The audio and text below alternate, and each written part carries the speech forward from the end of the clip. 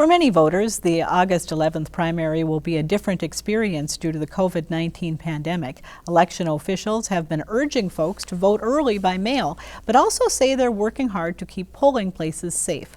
Almanac North producer Greg Grell talked with Minnesota Secretary of State Steve Simon about voters' options. There's the old-fashioned way, which is to go into your polling place, all of which will be open. If you don't know where to go, you can go to our website, which is mnvotes.org, and find out where you vote.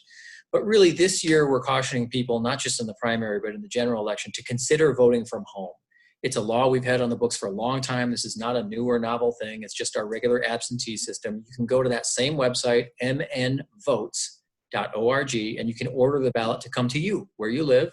It'll be sent to you. You just send it back or hand deliver it back, whichever you want.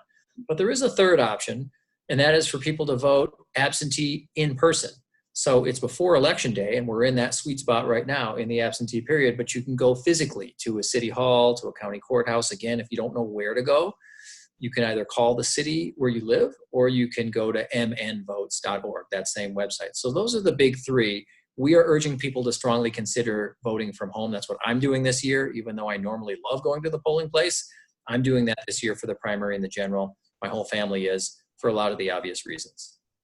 Now, for folks maybe who won't have that option or are running out of time to do that, what are officials doing to keep the polling places safe on August 11th? Yeah, a lot, actually. Two things. One is we're trying to get people to consider voting from home, so there will be just fewer people there. And already the appetite for that has really taken off in terms of the number of people who have already requested statewide to have their ballots sent to them at home. So number one is we're going to get the numbers down in the polling place. Number two is we are spending the money and the time and the energy to purchase and deliver to all 3,000 Minnesota polling places sufficient quantities of supplies, PPE.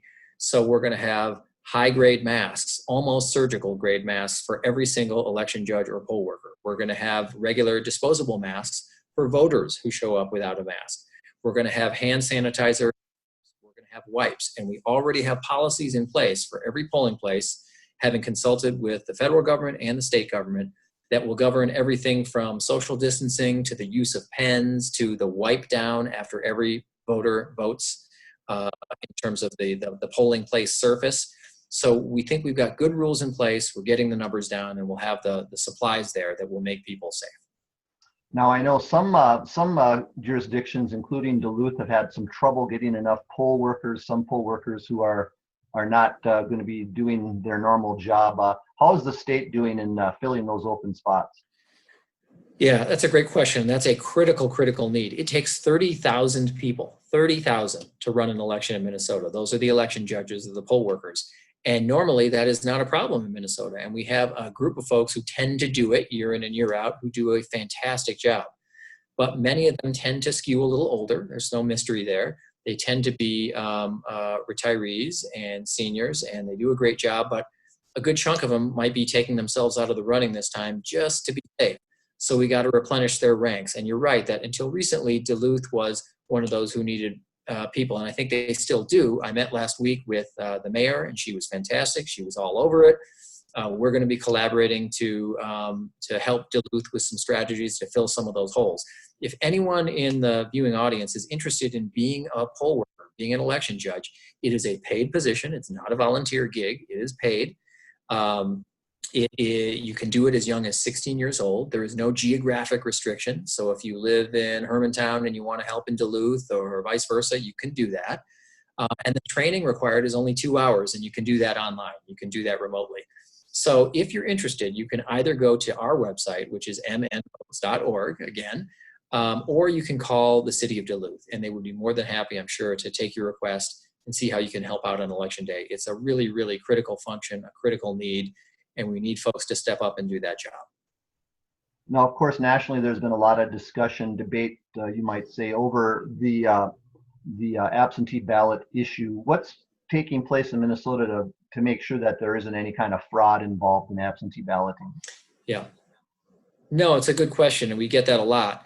And one of the questions we get, a variation on your question, is something like this. People will say, hey, wait a minute, sounds great that I can sign up and I can have my ballot mailed to me at home, but what if a clever thief figures out that the city of Duluth is mailing its ballots on a Wednesday.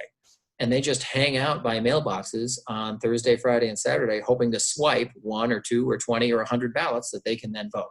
It's a good question. The answer is, in Minnesota for many years, not just this year, we have precautions in place. And it's this. If you go to mnvotes.org or order that absentee ballot to come to you, you'll see that you got to provide some personal identifying information. It can be last four of your social or your driver's license number or state ID number. There are other options if you don't have any of those things. The point is, it's something that's unique to you. So unless the thief who's camping out by the mailboxes knows for sure which particular form of personal identifying information the intended voter used when they ordered that ballot, unless the thief knows that stuff, his plot is going to be foiled. He can send in 100 ballots if he wants, but they're never going to be counted. They will be burned. They will be incinerated. They will be destroyed.